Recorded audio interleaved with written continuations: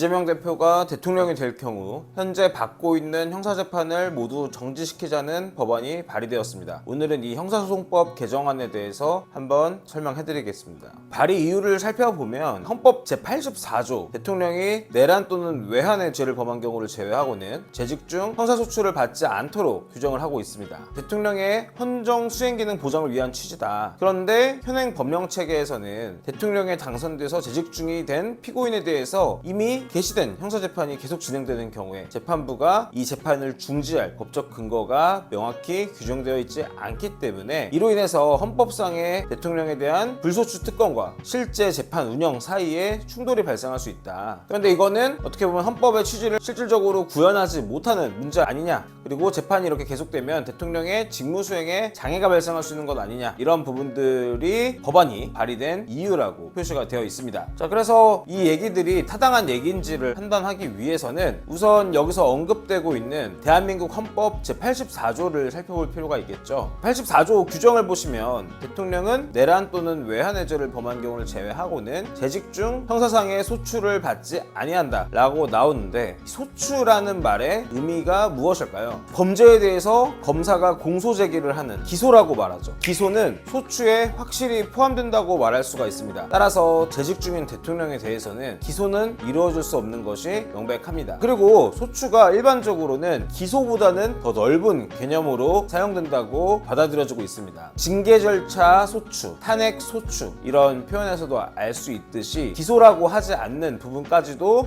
소추의 범위에는 포함이 되고 있죠. 문제는 이미 기소되어서 재판이 진행 중인 상황에서 소추의 문헌과 관련해서 어떤 의미를 갖느냐에 대해서 견해 차이가 있다는 부분인데요. 첫 번째 견해는 기소나 탄핵 절차의 개시와 같이 어떠한 절차의 시작을 알리는 것이 소추이기 때문에 이미 진행 중인 재판이 진행되는 것은 소추와는 상관이 없다, 이런 견해가 있고요. 이에 따르면 재판이 진행이 되어야 될 것입니다. 두 번째 견해는 넓은 의미에서 봤을 때 검사가 공소를 제기하기만 하는 것이 아니라 공소를 유지하고 재판을 수행하지 않습니까? 이것까지도 모두 소추의 범위에 들어가 있다고 본다면 그때에는 재판이 정지되어야 된다고 보는 것이 타당하겠죠. 이 부분에 대해서 견해 차이가 존재하고요. 국회 입법안이 발의되게 되면 국회에 있는 전문위원이 검토보고서라는 것을 작성을 하는데요. 이 법안과 관련해서 정한철 수석전문위원회 검토보고서를 보더라도 이 대통령의 불소추 특권이 과연 진행 중인 재판 과정까지 포함한다고 볼 수 있는지에 대해서는 명확하게 결론을 내리고 있지는 못합니다. 그렇지만 저는 개인적으로는 이 소추라는 의미는 재판이나 징계 절차를 개시하는 행위를 의미하는 것이지 이 재판 자체를 의미하는 것이라고는 해석이 되지 않습니다. 소추라는 한자 자체가 기소에서 책임을 추궁한다, 이런 의미가 담겨 있기 때문에 네이버 한자 사전에서도 소추의 의미를 보면은 형사사건에서 공소를 제기하는 일, 이렇게 되어 있거든요. 그래서 아마 더 많은 사람들이 사실은 이미 진행 중인 재판은 소추의 문제가 아니지 않냐, 이렇게 생각을 할 것 같습니다. 법안의 긍정적인 면을 제가 찾아서 말씀드리자면, 만약에 이러한 법안이 없는 상황에서 이재명 후보가 대통령으로 당선이 되게 된다면 아마도 민주당 쪽과 지지자들은 재판 절차가 정지되어야 된다고 강하게 요구하겠죠. 그리고 사법부 같은 경우에는 각 재판부의 판단에 따라서 어디는 재판 절차를 정지하기도 하고 어디는 진행하기도 하고 이렇게 흘러갈 위험이 있겠습니다. 이렇게 되면 또다시 형사재판이 정지되어야 하냐 말아야 하냐 가지고 굉장한 논란에 시달리게 되겠죠. 이런 부분들이 명확하지 않기 때문에 생기는 문제라고 본다면 이런 법안을 발의해서 통과를 시키게 됐을 때 사회적 혼란을 최소화시킬 수 있는 그런 기능도 할 수 있다고 볼 수 있다. 이렇게 긍정적인 부분도 있어 보입니다. 그런데 좋게 말씀드리기가 사실 어려운 부분이, 법안이 사실 법사위를 최근에 통과했는데 더불어민주당에서는 처음에 발의된 내용에 어떤 것을 추가를 시켰냐면요, 공판 절차 정지 대상이 원래 기존에는 대통령 선거에서 당선일로부터였거든요. 그런데 이번에 변경된 내용을 보면은 대통령 선거 후보자까지도 추가가 된다. 결국은 대통령 선거 후보자에 등록하기만 하면은 일단은 공판 절차가 정지되어야 된다는 내용을 담고 있는 거예요. 그리고 정말 또 웃긴 부분은 무죄라든지 면소, 형의 면제, 공소기각, 이런 재판이 명백할 때에는 공판 절차를 정지하도록 하는 이 규정이 적용되지 않는다라는 내용을 추가했거든요. 그런데 이 변경된 부분이 특히 더 우려스러운 게, 우선 헌법에서는 대통령의 재직 중 형사소추를 받지 않는다라고 되어 있는데 기존 발의안에서 사실은 대통령 대통령 당선일로부터 형사재판을 정지하는 것이 맞느냐, 취임일부터 해야 되는 것이 아니냐, 이런 논란이 있었거든요. 그런데 오히려 한 발짝 더 나아가서 이제는 대통령 선거 후보자까지도 정지를 시키자, 이렇게 얘기를 하고 있는 것입니다. 이렇게 되면 이제 집행유예 기간 도과를 원하는 범죄자들이 꽤 많거든요. 이제 집행유예가 남아있는 동안에 또다시 집행유예가 선고될 수가 없기 때문이죠. 이런 범죄자들이 재판 중단을 위해서 대통령 후보로 등록하는 그런 부작용도 발생할 수 있을 것 같습니다. 그리고 이제 무죄 등이 명백한 때에는 재판이 정지되지 않도록 하는 것은 도저히 이제 어떤 연유로 추가된 건지 이해가 안 가는데요. 무죄나 항면죄 등이 명백한 상황인데 검사가 기소를 했을 리가 없겠죠. 그리고 무죄라는 것은 재판을 받다 보면 결과적으로 나올 수는 있지만 사실 판사 입장에서도 증거 기록도 받지 못한 상태에서 재판이 무죄인지 아닌지를 명백하게 알 수 있는 방법이 없거든요. 재판을 진행하면서 증인신문도 하고 증거 검토도 한 뒤에야 그건 무죄 같은데? 라고 판단을 할 수 있는 것인데, 오히려 순서상 반대로 판사가 먼저 이걸 파악해서 무죄임이 명백하니까 공판 절차를 정지시키지 않는다? 이건 굉장히 재판 상황을 반영하지 못하고 있는 법이 아닌가 하는 생각이 듭니다. 반대로 얘기하면 판사가 재판을 진행하게 된다면 결국은 무죄를 선고할 수밖에 없다는 얘기가 되겠죠. 무죄임을 알고 진행하는 재판, 참 이색적인 개념이라고 볼 수밖에 없습니다. 그래서 오늘은 더불어민주당에서 발의한 형사소송법 개정안을 소개해드렸는데요. 정치적인 색깔을 떠나서 법은 모든 사람에게 공평하게 적용되어야 한다고 생각을 합니다. 대단한 사람, 사회에 기여를 많이 한 사람이라고 해서 법이 다르게 적용된다면 그 사회는 정의로운 사회라고 할 수가 없겠죠. 물론 우리가 그동안 봐왔던 법원의 판결 등이 정말 모두에게 공평했냐라고 묻는다면 그렇다고 대답할 수 있는 사람이 얼마나 있겠습니까? 그렇지만 사실 이번 법안 같은 경우처럼 처음부터 특정인을 위해서 법을 만든다는 것은 제가 봤을 때는 또 다른 문제인 것 같습니다. 이런 형사소송법이 통과되게 되면 결국 성공만 하면 법은 바꾸면 되는 거다라는 메시지를 우리 사회의 젊은 청년들에게 주는 것이 아닐까, 이런 생각이 들고요. 그렇기 때문에 이 법 자체는 이재명 대표를 위해서 발의된 것으로 보입니다만 그 행위를 지켜보고 있는 수많은 사람들에게 굉장히 잘못된 메시지가 전달될 수 있다는 점을 국회에서 좀 유념하셔서 적어도 추후 수정된 부분, 그러니까 대통령 후보로 등록했을 때부터 공판 절차를 정지시키는 부분과 무죄임이 명백하면 재판을 진행할 수 있도록 하는 부분만큼은 반영이 돼서는 안 되지 않나, 이런 부분들을 국회에서 좀 유념해 주셨으면 좋겠습니다. 그럼 시청해 주셔서 감사합니다.